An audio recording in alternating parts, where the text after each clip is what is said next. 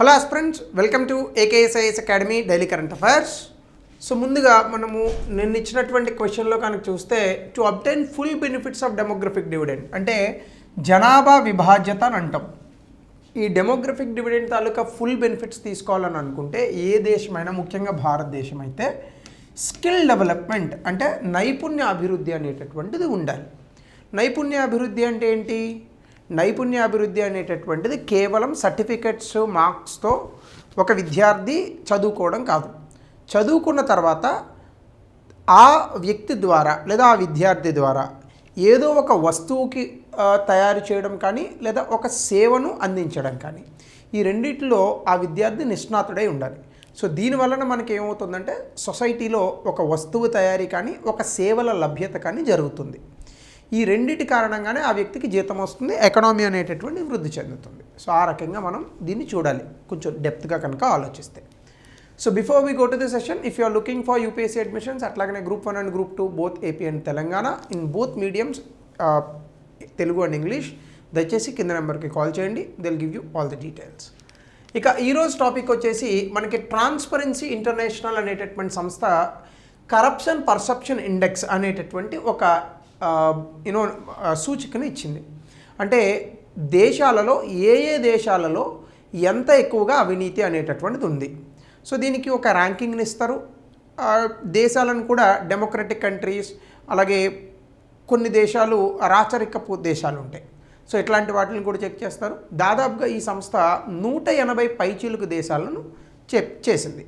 చాలామంది ఏమనుకుంటారంటే భారతదేశం విపరీతమైనటువంటి కరప్షన్ ఉందని అనుకుంటారు, కానీ మిగతా దేశాలతో పోలిస్తే భారతదేశం పర్వాలేదు అని అనిపించింది. సో కాబట్టి ఈ డీటెయిల్స్ని మనం కొంచెం లోతుగా వెళ్ళి చూస్తే కనుక ట్రాన్స్పరెన్సీ ఇంటర్నేషనల్ 2025 సూచికను రిలీజ్ చేసింది. 182 దేశాలను ఇక్కడ వీళ్ళు ఎవాల్యుయేట్ చేశారు. అయితే ఇక్కడ పబ్లిక్ సెక్టార్ కరప్షన్ అంటే ప్రభుత్వంలో ఉన్నటువంటి అవినీతి, దీనిని మాత్రమే వీళ్ళు వెలికి తీశారు తప్ప ప్రైవేట్ రంగంలో ఉన్నటువంటి అవినీతిని తక్కువగా చూశారు. సో సాధారణంగానే మనకి ప్రైవేట్ రంగంలో కూడా అవినీతి అనేటటువంటిది ఉంటుంది. అయితే మార్కెట్ ఎకనామీస్లో ఎక్కువగా ప్రైవేట్ రంగంలోనే ఎక్కువగా ఉంటుంది. వెరాజ్ వెన్ కమ్స్ టు కొంత భారత్ లాంటి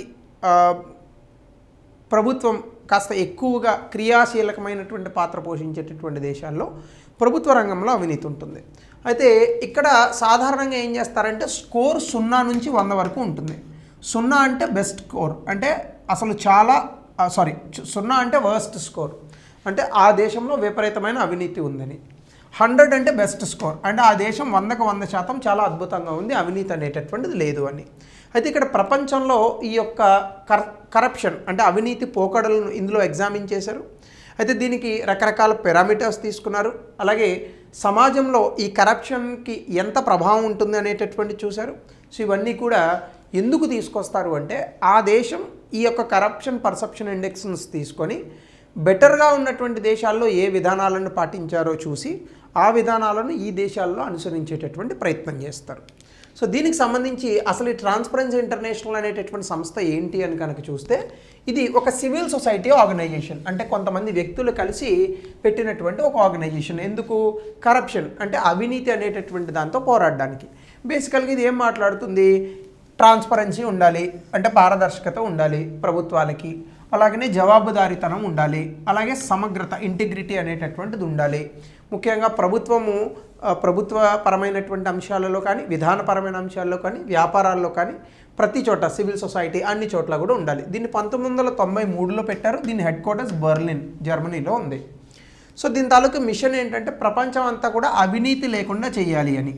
ఒకటి అవినీతి అంటే ఏంటి? Abuse of interested power for private gain, అంటే సొంత ప్రయోజనాల కోసం వారికి ఇచ్చినటువంటి అధికారాన్ని దుర్వినియోగం చేయడం అనేటటువంటి దాన్ని కరప్షన్. చాలామంది కరప్షన్ అంటే అవినీతి అంటే రకరకాల డెఫినేషన్స్తో చెప్తారు. కానీ ఒరిజినల్గా ట్రాన్స్పరెన్సీ ఇంటర్నేషనల్ ఇచ్చినటువంటి డెఫినేషన్ ఏంటంటే abuse of the interested power for private gain, అంటే వాళ్ళ యొక్క స్వప్రయోజనాల కోసం వాళ్ళకిచ్చిన అధికారాన్ని దుర్వినియోగం చేయడము అనేటటువంటి దాన్ని కరప్షన్ అని పిలుస్తారు. అయితే ఇక్కడ ప్రభుత్వము, వ్యాపారాలు, సివిల్ సొసైటీ, రోజువారీ జీవితము, వీటన్నిటిలోని కూడా ఈ యొక్క కరప్షన్ ఉండకూడదు అనేది దీని యొక్క ముఖ్య ఉద్దేశం. అయితే ఇది ప్రతి సంవత్సరం కొన్ని రిపోర్ట్స్ని ఇస్తూ ఉంటుంది. అదేంటంటే కరప్షన్ పర్సెప్షన్ ఇండెక్స్ అనే ఒక రిపోర్టు, దీంతోపాటుగా గ్లోబల్ కరప్షన్ బారోమీటర్ ఒక బారోమీటర్ని కూడా ఇస్తుంది. సో కాబట్టి ఈ రకంగా ట్రాన్స్పరెన్సీ ఇంటర్నేషనల్ మీద మనకి ఏవైనా ప్రశ్నలు కనుక వస్తే ఈ పర్టికులర్ స్లైడ్ నుంచి ఆ క్వశ్చన్స్ని మ్యాక్సిమం ఆన్సర్ చేయొచ్చు. ఎప్పుడైనా గుర్తుపెట్టుకోండి, యూపీఎస్సీ లేదా గ్రూప్ 1 లాంటి ఎగ్జామినేషన్స్లో వచ్చే మెజారిటీ ఆఫ్ ద క్వశ్చన్స్ మనకి ఆన్సర్స్ తెలిసి ఉండవు, కానీ కొంతవరకు 1, 2 లేదా స్టేట్మెంట్స్ని కనుక మనం వాటిని డిలీట్ చేయగలిగితే, లేదా మనం కనుక మీరు ప్రిలిమినరీ ఎగ్జామినేషన్ పేపర్స్ చేసేటప్పుడు అనుసరిస్తారు కదా ఎలిమినేషన్ పద్ధతి అంటారు, అలాంటి స్టేట్మెంట్స్ని ఈ పర్టికులర్ నాలెడ్జ్తో కనుక ఎలిమినేట్ చేయగలిగితే మీరు ఆన్సర్ని పర్ఫెక్ట్గా పెట్టచ్చు. సో అట్లానే ఇంకా లోపలికి వెళ్తే కనుక ఈ కరప్షన్ పర్సెప్షన్ ఇండెక్స్ ఏమి డీటెయిల్స్ అండ్ ఇచ్చింది రిపోర్ట్లో. ముఖ్యంగా ప్రపంచంలో యావరేజ్ అంటే 100కి కనుక మనం చూస్తే గ్లోబల్ యావరేజ్ అనేటటువంటిది 42 పడిపోయింది. అంటే గత 10 సంవత్సరాలలో చాలా విపరీతమైనటువంటి ఈ యొక్క కరప్షన్ అవినీతి అనేటటువంటిది దేశాల్లో జరుగుతోంది. 182 దేశాల్లో దాదాపు 122 దేశాలు 50 కన్నా అంటే 50% స్కోర్ కన్నా తక్కువ స్కోర్ని సాధించాయి. అంటే చాలా విపరీతమైనటువంటి అవినీతి అనేటటువంటిది దేశాల్లో ప్రపంచవ్యాప్తంగా జరుగుతుంది. అలాగనే 80 కన్నా ఎక్కువ స్కోర్ వచ్చినటువంటి దేశాలు గతంలో 12 ఉంటే ఇప్పుడు 5కి తగ్గాయి. అంటే దాని అర్థం ఏంటి? అద్భుతంగా ఉన్నటువంటి దేశాల్లో కూడా కరప్షన్ అనేటటువంటిది విపరీతంగా పెరుగుతోంది. టాప్ ర్యాంక్స్ కనుక మనం చూసుకుంటే డెన్మార్క్ 8వసారి వరుసగా అద్భుతమైనటువంటి ర్యాంకును సాధించింది. దాని తర్వాత ఫిన్లాండ్, సింగపూర్, న్యూజిలాండ్, నార్వే ఇలాంటి దేశాలు 80కి పైగా సాధించాయి. అత్యంత దరిద్రగొట్టి ర్యాంక్స్ కొన్ని దేశాలు ఉంటాయి. సోమాలియా, సౌత్ సూడాన్ లాంటి దేశాలు 9వ ర్యాంక్ అది తీసుకొని బాటంలో ఉన్నాయి. వెనుజులా ఇటీవల కాలంలో ట్రంప్ ఒక దేశ అధినేత పైన ఒక రకంగా కిడ్నాప్ అని అనుకోండి, ఆ దేశం అయితే 10వ స్థానంలో ఉంది, అంటే చాలా వర్స్ట్ ర్యాంక్లో ఉందన్నమాట. సో కాబట్టి వెనుజులా 10 అనేటటువంటి స్కోర్ని సాధించింది. అంటే ఇందాక మనం చెప్పుకున్నాం కదా 0 అంటే వర్స్ట్, సో అలాంటిది 10 స్కోర్ సాధించింది. డెన్మార్క్ అయితే 89 స్కోర్ సాధించింది. సో ఇలా చూడాలి, మళ్ళీ కన్ఫ్యూజ్ అవ్వద్దు. అంటే వెనుజులా వర్స్ట్ నేషన్ అని అర్థం. సో అట్లానే కనుక మనం చూస్తే ఇండియా పొజిషన్ చూస్తే ఇండియా 100 స్కోరు ఉంటే అద్భుతం కదా, డెన్మార్క్ 84 ఉంది కదా, ఇండియా 39 స్కోర్ సాధించింది. అంటే 182 దేశాల్లో ఎగ్జాక్ట్గా 91వ ర్యాంక్. అంటే దాని అర్థం ఏంటి? గతంతో పోల్చుకుంటే 2024లో 96వ ర్యాంక్ ఉంటే ఇప్పుడు 91వ ర్యాంక్కి వచ్చింది. అంటే కాస్త పర్వాలేదు అని అనిపించుకుంది. కానీ ప్రపంచంలో ఉన్నటువంటి దేశాల్లో సగం భారతదేశానికన్నా ఇంకా దారుణంగా ఉన్నాయి. కానీ భారతదేశం తాలూకా ప్రభుత్వం తాలూకా సైజు, భారతదేశం తాలూకా జనాభా తాలూకా సైజుని కనుక మనం చూస్తే ఈ ర్యాంక్ పర్వాలేదు మిగతా వాటితో పోలిస్తే. సో కాబట్టి భారతదేశానికి వచ్చిన మార్కులు 39, ర్యాంక్ వచ్చింది 91. చాలా సౌత్ ఏషియాలో ఉన్నటువంటి దేశాల కన్నా బెటర్గా ఉన్నాం. అయితే భూటాన్ మనకన్నా ఇంకొంచెం బెటర్గా ఉంది, అది కాస్త 71 మార్క్స్ సాధించి 80 ర్యాంక్ వచ్చింది. చైనా మనకి 76వ ర్యాంక్లో ఉంది, 43 మార్కులు. కానీ మరి చైనా 39 మనకి, 43 చైనా కంటే పెద్ద వ్యత్యాసం ఏం లేదు. కానీ అందులోని మనది డెమోక్రసీ, చైనా డెమోక్రసీ ఏం కాదు కదా, రెడ్ క్యాపిటలిజం ఉన్నటువంటి స్టేటు, ఇంకొక రకంగా చెప్పాలంటే కమ్యూనిజాన్ని నమ్ముకున్నటువంటి దేశం. కానీ అలాంటి చోట్ల చాలా తక్కువ ఉండాలి కరప్షన్. కానీ అలాంటిది 76వ స్థానంలో ఉంది, మనం 91లో ఉన్నామంటే చాలా పర్వాలేదు. సో కాబట్టి ఈ రకంగా కూడా మనం చూడొచ్చు. అఫ్కోర్స్ మిగతా దేశాలు మనతో సమానంగా ఉన్నవి మాల్దీవ్స్ ఒకటి ఉంది, ఇంకా ఇతర దేశాలు శ్రీలంక వర్స్ట్ 107, నేపాల్ వర్స్ట్ 109, పాకిస్తాన్ మనం ఎప్పుడు ఇదే చూస్తాం కాబట్టి మనకన్నా అత్యంత దరిద్రంగా ఉంది, వీడు ఎప్పుడు అలాగే ఉంటాడు 136, బంగ్లాదేశ్ 150, ఆఫ్ఘనిస్తాన్, మయన్మార్లు అయితే ఎక్కడో ఉన్నాయి 169. సో దీనికి సంబంధించి మనం కనుక చూస్తే రీజనల్ యావరేజ్ అంటే పూర్తి స్థాయిలో ప్రజాస్వామ్య దేశాలు దాదాపుగా 71వ ర్యాంక్ని సాధించాయి. అంటే స్కోర్ 71 సాధించాయి. కానీ మనం అర్థం చేసుకోండి, మనం పూర్తి స్థాయి డెమోక్రసీనా? కాదు. ఒక రకంగా మనం డెమోక్రసీ అని పూర్తి స్థాయిలో చెప్తాం, కానీ భారతదేశంలో ఇంకా అద్భుతమైనటువంటి ప్రజాస్వామ్యం పరిడి వెళ్ళలేదు. దీని ప్రకారం నేను చెప్పేది ఫ్లావుడ్ డెమోక్రసీ, అంటే ప్రజాస్వామ్యం అని చెప్తారు కానీ అందులో చాలా లోటుపాట్లు ఉంటాయి. అలాంటి దేశాలు 47 స్కోర్ వరకు సాధించాయి. అంటే భారతదేశం ఇందులో ఉంటుంది. అలాగే అథారిటేరియన్ రిజైమ్స్ అంటే పూర్తి స్థాయిలో రాజు రాచరికపు దేశాలు అలాంటివి 32 వరకు యావరేజ్ స్కోర్ సాధించాయి. అంటే దాని అర్థం ఏంటి, ఏ దేశాలలో అయితే ప్రజాస్వామ్యబద్ధంగా ఇన్స్టిట్యూషన్స్ ఉంటాయో, డెమోక్రటిక్ ఇన్స్టిట్యూషన్స్ ఉంటాయో, అంటే ఏ దేశాలలో అయితే ప్రజాస్వామ్యం అనేటటువంటిది పరిడవిల్లుతుందో ఆ దేశాలలోనే మనకి ఈ కరప్షన్ అనేటటువంటి తక్కువగా ఉంటుంది. కాబట్టి ప్రజాస్వామ్యం ఇబ్బందుల్లో ఉందంటే దానికి సమాధానం ఏంటి, ఇంకా మంచి ప్రజాస్వామ్యం. రాజకీయాలు ఇబ్బందుల్లో ఉంటాయంటే ఇంకా ఎక్కువ రాజకీయాలు చేయాలి, మంచి రాజకీయాలు బయటకు వస్తాయి. సో ఆ రకంగా మనం దీన్ని చూడాలి. సో దీనికి సంబంధించి ఇక్కడ మీకు ఉన్నట్టుగా డెన్మార్క్ 89 మార్కులు, ఫిన్లాండ్ 88 మార్కులు, సింగపూర్ 84 మార్కులు, న్యూజిలాండ్ 81 మార్కులు, నార్వే 81 మార్కులు. ఇంకా అత్యంత దరిద్రంగా ఉన్నటువంటి దేశాలు సోమాలియా, సౌత్ సూడాన్ 9 మార్కులు వచ్చాయి పాపం. ఇంక ఇంతకన్నా తక్కువ ఎవరికి రాలేదు. ఈ రకంగా మనం చూడొచ్చు. అట్లాగనే ఏ ఏ దేశాల్లో మనకి బెటర్గా ఉన్నాయని కనుక చూసుకుంటే అమెరికాస్లో యావరేజ్ స్కోర్లో ఇక్కడ కనుక మనం చూస్తే ఇక్కడ రెడ్ అంటే తగ్గినటువంటి దేశాలు, గ్రీన్ అంటే పెరిగినటువంటి దేశాలు, అలా మనం ఇక్కడ చూడొచ్చు. సో కాబట్టి డెఫినెట్గా ఆసియా పసిఫిక్ కూడా కాస్త బెటర్గానే ఉంది, ఈస్టర్న్ యూరోప్ బెటర్గానే ఉంది, వెస్టర్న్ యూరోప్ బెటర్గానే ఉంది. ఆఫ్రికాలోనే మనకి అత్యంత దారుణమైనటువంటి పరిస్థితులు కనిపిస్తూ ఉంటాయి. సో ఈ రకంగా మనం ఈ మ్యాప్ని కూడా అర్థం చేసుకోవచ్చు. అయితే కరప్షన్ జరగడానికి గల కారణాలు, అవినీతికి గల కారణాలు ఏంటి? ఫస్ట్, ఏ దేశంలో అయినా న్యాయము అలాగే చట్టబద్ధమైనటువంటి పాలన వీక్గా ఉండడం. ఇది ఎందుకు ఉంటుంది? సాధారణంగా న్యాయం వీక్గా ఉందంటే దాని అర్థం ఏంటి, ఆ దేశంలో ఉన్నటువంటి న్యాయ వ్యవస్థ రాజకీయ నాయకుల చేతుల్లో ఉంది. Politicisation of judicial appointments. అందుకే కదా భారతదేశంలో ఎప్పుడైనా కూడా నేషనల్ జ్యుడిషియల్ అపాయింట్మెంట్ కమిషన్ లాంటి వాటిని తీసుకొచ్చి రాజకీయ నాయకుల తాలూకా జోక్యం ఎక్కువగా జరుగుతుంది అని అనిపించినప్పుడల్లా ఇది బేసిక్ స్ట్రక్చర్కి విరుద్ధంగా ఉంది అని చెప్పేసి సుప్రీంకోర్టు ఆ పర్టికులర్ థింగ్స్ని, చట్టాలని కొట్టివేస్తూ ఉంటుంది. సో కాబట్టి ఇక్కడ పొలిటిసైజేషన్ ఆఫ్ జ్యుడిషియల్ అపాయింట్మెంట్స్ అనేటటువంటివి ఇవన్నీ కూడా జస్టిస్ డెలివరీ అంటే న్యాయం అందించడంలో చాలా ఇబ్బంది పడతాయి. అలాగే under resourcing and lack of independence create immunity. సాధారణంగానే ఆయా దేశాల్లో సరిగ్గా లేనటువంటి స్వాతంత్రం కానీ, లేనటువంటి రీసోర్సెస్ కానీ, వీటన్నిటి కారణంగా కూడా ఆ దేశాల్లో ఈ పరిస్థితి వస్తుంది. అలాగనే కొన్ని చోట ఏం చేస్తారంటే ప్రభుత్వం చాలా పవర్ఫుల్ అయిపోయి ఆ దేశంలో ఉన్నటువంటి న్యాయ వ్యవస్థను క్యాప్చర్ చేస్తుంది. సో దీని కారణంగా కూడా week justice and rule of law అనేటటువంటిది ఉంటుందన్నమాట. అలాగనే రెండవ థింగ్ పొలిటికల్ డెసిషన్స్. అంటే రాజకీయ నాయకులు ఉన్నారు, ఒక వ్యక్తి డబ్బుతో రాజకీయ నాయకుడు గెలిచాడు అనుకోండి, ఆ వ్యక్తి కోసం పని చేస్తాడు. సో అదే ఒపాక్ పొలిటికల్ ఫినాన్సింగ్. మన దేశంలో ఇదే మనం అందరం చూసాం. ఎలక్షన్స్కి సంబంధించి ఎలక్టోరల్ బాండ్స్ ఇట్లాంటి వాటి మీద మనం చాలా చర్చలు జరిగాయి. మన యూట్యూబ్లో కూడా చాలా వీడియోస్ నేను పెట్టాను. సుప్రీంకోర్టు వరకు వెళ్ళి చివరికి ఎలక్టోరల్ బాండ్స్ క్యాన్సిల్ చేసే పరిస్థితి వచ్చింది. కాబట్టి రాజకీయ నాయకులకు ఇచ్చేటటువంటి డబ్బు అంతా కూడా ట్రాన్స్పరెంట్గా ఉండాలి, అంతే తప్ప పారదర్శకత లేని విధంగా ఉండకూడదు. దీనివల్ల ఏమవుతుంది, ఈ డబ్బు కనుక రాజకీయ నాయకుల చేతిలో పడితే ఆ డబ్బును వాళ్ళు యూజ్ చేసి రకరకాలుగా వాళ్ళు అధికారాన్ని పొందేటటువంటి ప్రయత్నం చేస్తారు. ఆ పొందినటువంటి అధికారంతో ఈ డబ్బులు ఇచ్చినటువంటి వ్యక్తుల తాలూకా రుణాన్ని తీర్చుకుంటారు. కాబట్టి అన్రెగ్యులేటెడ్ లాబియింగ్ జరుగుతుంది. అలాగనే వెల్దీ డోనర్స్, డబ్బు ఉండి ఎవరైతే రాజకీయ నాయకులు డబ్బులు ఇచ్చారో వీళ్ళ తాలూకా ఇంట్రెస్ట్లని బలపరచడానికి ప్రభుత్వం ప్రయత్నిస్తూ ఉంటుంది. దాంతోపాటు క్రానీ క్యాపిటలిజం అని అంటారు. అలాగే ప్రైవేట్ ఇంట్రెస్ట్లు ఉంటాయి. దీనివల్ల పబ్లిక్కి అంటే ప్రభుత్వం యొక్క అధికారం అనేటటువంటిది ప్రజల ద్వారా వస్తుంది.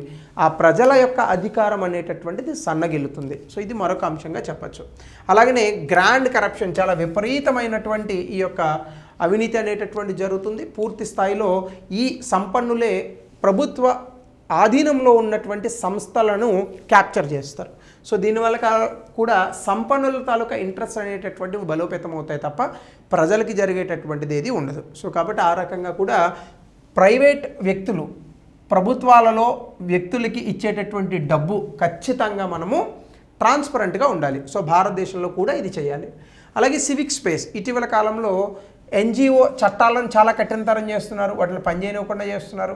క్యాంపెయిన్స్ని, సర్వేలెన్స్ని, సెన్సార్షిప్ ఇవన్నీ పెంచేశారు. ముఖ్యంగా జర్నలిస్ట్ను అయితే చంపేస్తున్నారు భారత్, పాకిస్తాన్ లాంటి దేశాల్లో. సార్ పాకిస్తాన్ని భారత్ని కలుపుతారేంటని అనొద్దు. పాకిస్తాన్లో ఎంతమంది జర్నలిస్టులను చంపారో భారతదేశంలో కూడా అంతకన్నా ఎక్కువ జర్నలిస్టులనే చంపారు.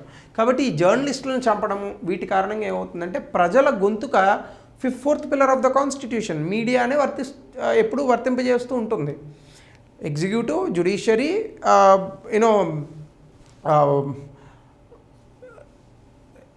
శాసన వ్యవస్థ, లెజిస్లేచర్, ఎగ్జిక్యూటివ్, జ్యుడిషియరీ, 3 వ్యవస్థలు కదా. ఈ 3 ఒకళ్ళకొకళ్ళు చెక్స్ అండ్ బ్యాలెన్సెస్ పెట్టుకోవాలి.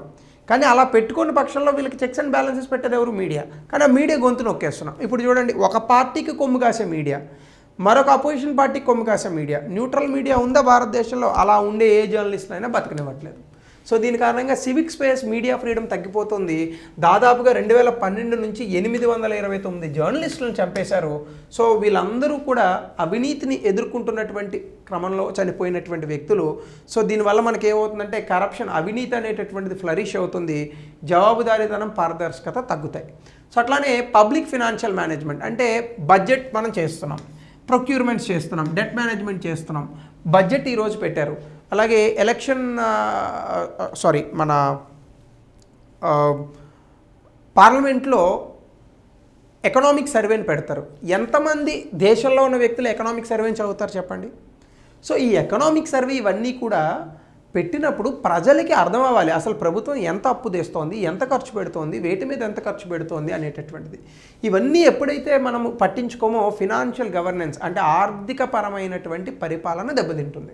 దీనివల్ల ఏమవుతుంది? ప్రజలకి రావాల్సినటువంటి నిధులన్నీ కూడా ప్రైవేటు వ్యక్తుల చేతుల్లోకో, అవినీతి పరుల చేతుల్లోకో వెళ్తూ ఉంటాయి. సో దీనివల్ల లంచాలు పెరుగుతాయి, ఫేవరెటిజం పెరుగుతుంది. సో దీనివల్ల కూడా మనకి ఈ యొక్క కరప్షన్ అనేటటువంటిది వస్తుందన్నమాట. అయితే దీనివల్ల మనకు వచ్చేటటువంటి పరిస్థితులు ఏంటి? ఒకటి, జస్టిస్ అండ్ హ్యూమన్ రైట్స్, న్యాయము మానవ హక్కులు రెండు పోతాయి. ఎందుకంటే న్యాయపరమైన వ్యవస్థ సరిగ్గా పనిచేయట్లేదు, న్యాయం రాదు. సో డబ్బున్నోడిదే బడుతున్నోడిదే బర్రె. కాబట్టి హ్యూమన్ రైట్స్, మానవ హక్కులు కూడా దెబ్బతింటాయి.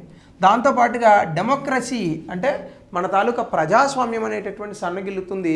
ప్రభుత్వాన్ని డబ్బున్నటువంటి సంపన్నులే హస్తగతం చేసుకుంటారు. అలాగే సివిక్ స్పేస్, మీడియా తాలూకా గొంతు నొక్కేస్తారు. నేపాల్, శ్రీలంక, వెనుజులా లాంటి దేశాల్లో జెన్జీ ఏ విధంగా అయితే విరుచుకుపడ్డారో, మడాగాస్కర్ లాంటి దేశాల్లో ఆ విధంగానే ఇక్కడ కూడా సివిక్ స్పేస్ తొక్కేయగానే ప్రజలు కూడా తిరగబడతారు.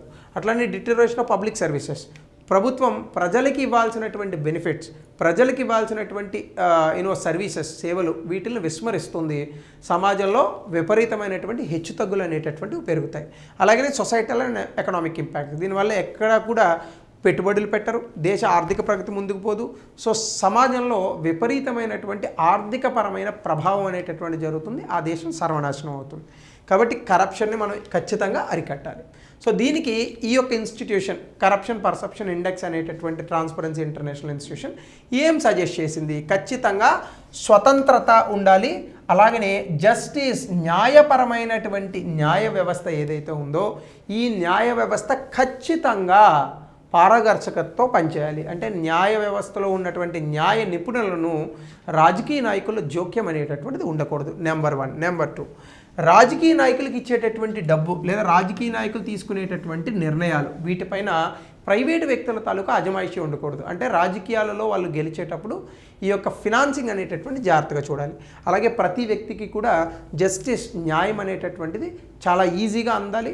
కోర్టులు ఇవన్నీ కూడా హ్యాండ్ఫుల్గా వ్యక్తులకి, ముఖ్యంగా పేదవారికి అందుబాటులో ఉండాలి. అలాగే civic space, anti corruption reporting, అంటే ఎక్కడైనా కూడా కరప్షన్ జరిగేటప్పుడు దానికి వ్యతిరేకంగా రిపోర్ట్స్ ఇచ్చేటటువంటి మెకానిజం ఉండాలి. మన దేశంలో లోక్పాల్, లోకాయుక్త వాటిని తయారు చేసాం, కరెక్ట్గా అవి పనిచేయాలి. సో కాబట్టి దాంతోపాటుగా transparency in oversight in financial management, ప్రభుత్వం పెట్టే ఖర్చు మీద ఎక్కువ ఆడిటింగ్స్ జరగాలి. ఇవి ప్రజలందరికీ కూడా తెలియజెప్పాలి. అట్లాగనే prevent, detect and punish corruption, ఎక్కడ అవినీతి కనిపించినా ముందు దాన్ని అసలు దరిచేరనివ్వకూడదు, దరిచేరితే దాన్ని డిటెక్ట్ చేయాలి, తర్వాత ఆ వ్యక్తుల్ని శిక్షించాలి. ఇలా చేస్తే కనుక ఖచ్చితంగా ఏ దేశమైనా కరప్షన్ లేకుండా ఉంటుంది. సో ఇది ట్రాన్స్పరెన్సీ ఇంటర్నేషనల్ చెప్పిన అంశం. దీనికి సంబంధించి ఒక ప్రశ్న దయచేసి కమెంట్ సెక్షన్లో తెలపండి. అలాగనే discuss how emerging technologies and globalization contribute to money laundering, అది కూడా కరప్షన్లో భాగమే. 200 పదాల్లో రాయండి, గతంలో ఇచ్చిన క్వశ్చన్. సో ఇది కరప్షన్ పర్సెప్షన్ ఇండెక్స్. భారతదేశంలో కరప్షన్ ఉందా లేదా, దీని మీద కూడా మీ అభిప్రాయాన్ని కమెంట్ సెక్షన్లో తెలపండి. So thank you, have a good day.